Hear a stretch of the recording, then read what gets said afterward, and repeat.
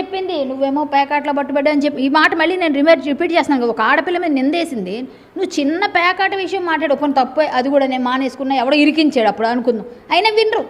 ఇది మీరు పెట్టుకోకపోతే తీసేయండి. కానీ ఆవిడ చేసిన తప్పుకి దేవుడు ఊరుకున్నాడా? వెంటనే శిక్ష వేశాడు. ఇప్పుడు అంటే నువ్వు ఇంకా పెద్దదానిలో పట్టుబడ్డావు.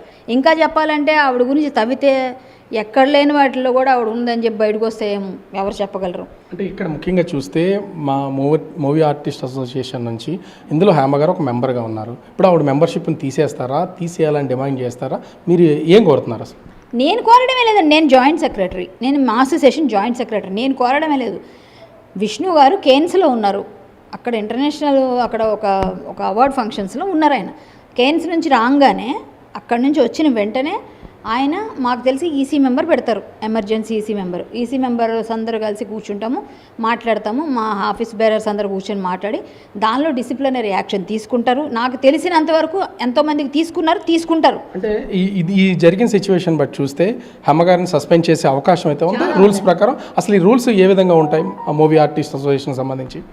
200% చేస్తారండి. ఎందుకంటే ఇలాంటి పెద్ద వాటిల్లో ఉన్న వాళ్ళని, అంటే తీవ్రవాదులు, ఉగ్రవాదులు, ఇలాంటి పనులు చేసే వాళ్ళందరూ ఉంటారు. ఇదంతా అదే కోవకు చెందినట్టుగా అవుతుంది. ఎందుకంటే వీళ్ళు డ్రగ్స్ అనగానే మనం అదే తీసుకుంటాం. చాలా చిన్న విషయం కాదు ఇది.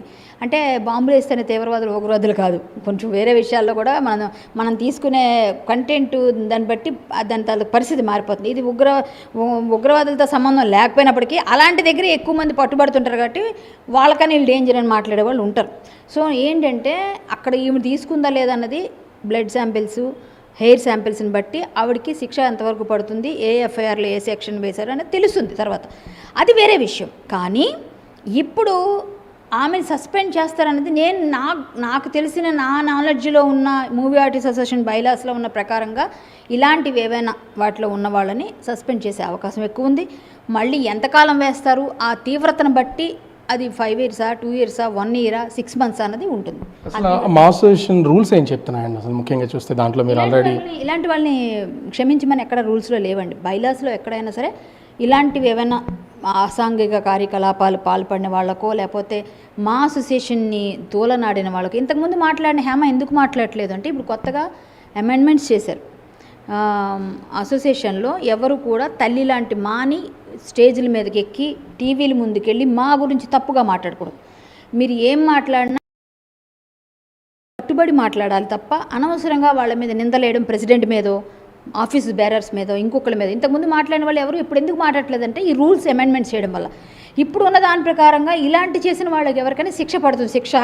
శిక్ష అర్హులాలే ఈమె. కాబట్టి ఖచ్చితంగా విష్ణు గారు రావడమే లేటు, ఇది నెలాఖరికి వచ్చేస్తారు. రాగానే మీటింగ్ అవుతుంది. మీటింగ్ అయిన తర్వాత ఆవిడకి ఏం జరిగింది, ఆవిడ ఏం చేసింది, ఆవిడ ఆ బ్లడ్ శాంపిల్స్లోనూ హెయిర్ శాంపిల్స్లోనూ దొరుకుతుంది. కాబట్టి దాన్ని బట్టి ఒకవేళ ఆవిడ తీసుకోపోయినా ఏదో ఎఫ్ఐఆర్ ఉంటుంది కదా, దాన్ని బట్టి ఇట్లాంటి వాటికి వెళ్ళినందుకు పార్టీ కానీ పెడతారు. ఒకవేళ ఈవిడ కానీ దానిలో బాధ్యురాలే చాలా విధంగా ఉంటే మేబీ మెంబర్షిప్ రివోక్ చేసే ఛాన్సెస్ కూడా ఉండకపోవచ్చు.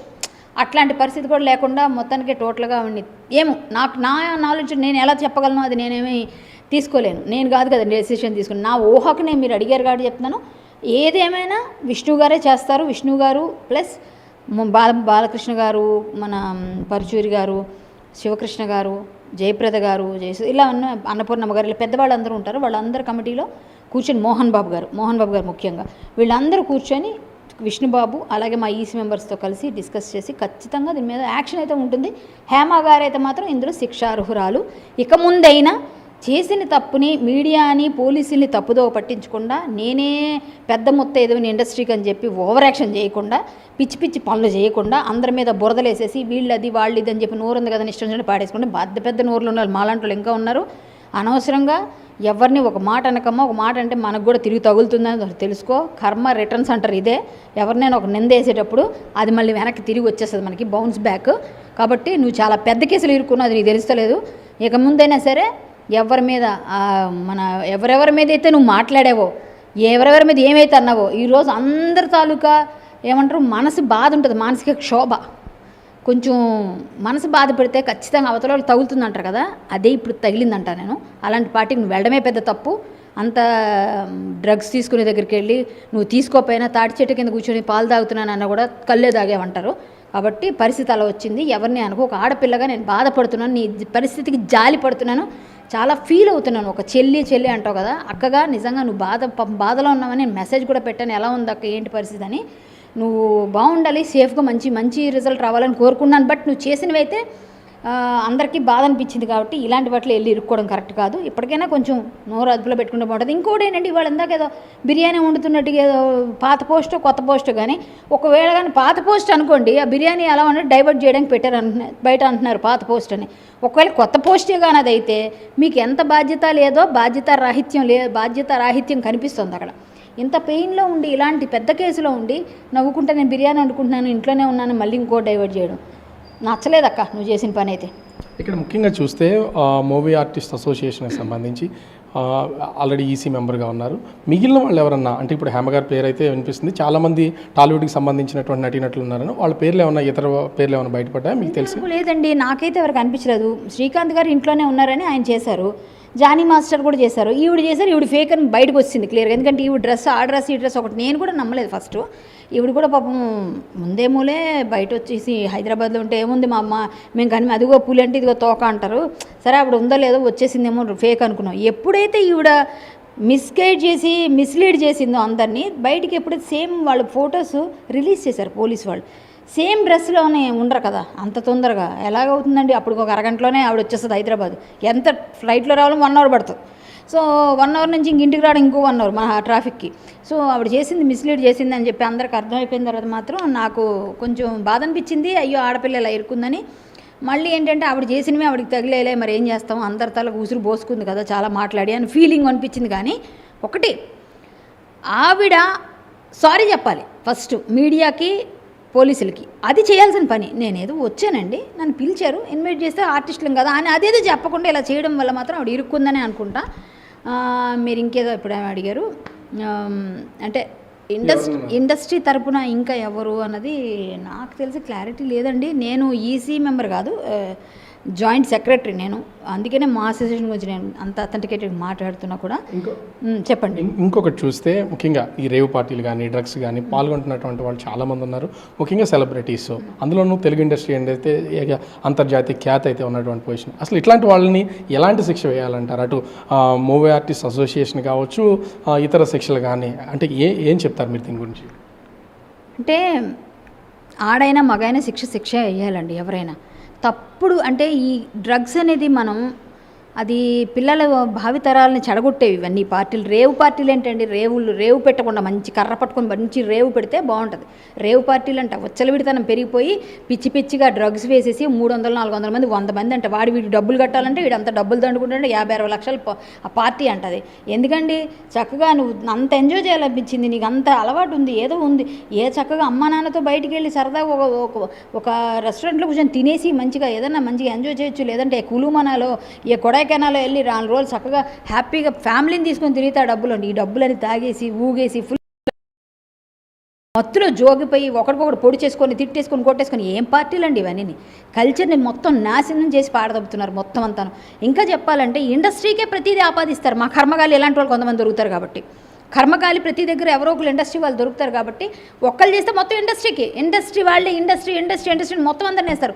ఇప్పుడు నిజంగా తాగని వాళ్ళు నాలాంటి వాళ్ళు ఉంటారు, అసలు అలవాటే లేదు మాకు ఎవరికి. కానీ చూస్తే క్యారెక్టర్స్ చేస్తే వీళ్ళు తాగుబోతులే, వీళ్ళు తిరిగిపోతులే, ఎందుకంటే క్యారెక్టర్స్ చేస్తున్నాం కదా, దానివల్ల ముద్ర వేసేస్తారు. సినిమా ఇండస్ట్రీ అంటే ఒక ముద్ర. మేము ఎన్ని మంచి పనులు చేస్తున్నాం, ఎంత మంచిగా ఉన్నాము, ఏ విధంగా ఉన్నాము, ఎలా ఉన్నామని ఎవరికి అవసరం లేదు. ఒక్కళ్ళు చేస్తే మొత్తం అందరికి ఆపాదిస్తారు. అలాగే ఇప్పుడు ఇండస్ట్రీకి అందరికీ పేరు తెచ్చేసి ఎవరున్నారో అందులో తెలియదు. కానీ ఈమె దొరికింది, ఇంకెవరో చిన్న లేడీ ఆర్టిస్టులు ఎవరో కనిపిస్తున్నారు. శ్రీకాంత్ గారు కాదని ఖండించారు. నెక్స్ట్ ఆయన ఎవరో జానీ మాస్టర్ కూడా ఖండించారు. సో వీళ్ళు 3 పేర్లు ప్రముఖంగా వినిపించాయి. వీళ్ళు 3లో ఒక ఆమె ఉంది అక్కడ, మిగిలిన 2 లేరంటున్నారు. మరి వేచి చూడాలి. ఖచ్చితంగా లేరని నేను ఐ హోప్ సో, ఎందుకంటే వాళ్ళు ఉండకపోవచ్చు, ఉంటే అంత గట్టిగా మాట్లాడలేరు. ఈమె అయితే మాత్రం ఖచ్చితంగా బుక్ అయిపోయిందండి. ఆవిడ నోరు, తన కోపము, తన శత్రువులాగా తన వాయిస్, తన వెకిలి చేష్టలు, తన మాటలన్నీ కలిపి తన పంపుతాం. జాలేస్తుంది నాకైతే పాపం. అయ్యో హేమక్క ఇలా అయిపోయింది ఏంటా అని జాలేస్తుంది. అందరి మీద నాకు సిస్టర్ లాంటిది, నాకు పాపం ఒక ఆడపిల్ల మంచిగా ఉండాలని కోరుకుంటున్నాను. ఆవిడ ఇలాగే మాట్లాడింది నా కోసం. పాపం ఒక ఆడపిల్ల మంచిగా ఉండాలి, నేను సేమే కోరుకుంటున్నాను, నీ మంచిగా కోరుతున్నానమ్మా, మంచిగా ఉండాలి, నీ గురించి ఏ విధమైన ఇది రాకూడదని, నీకు అందులో నా టెస్ట్లో నీ దగ్గర ఏం బయటకు రాకూడదు, నువ్వు తీసుకున్నావు అని చెప్పకూడదని నేను కోరుకుంటున్నాను. నాకు తెలిసిన నా రాముని నేను కోరుకుంటున్నా. మీకు మంచి జరగాలి. మీకేమైనా శిక్ష పడేది అసోసియేషన్ తరపున ఏమైనా పడితే అది పెద్దవాళ్ళు చూసుకుంటారు. నా అనాలిసిస్ ప్రకారంగా నేను చెప్పగలిగాను ఏముంటుందని.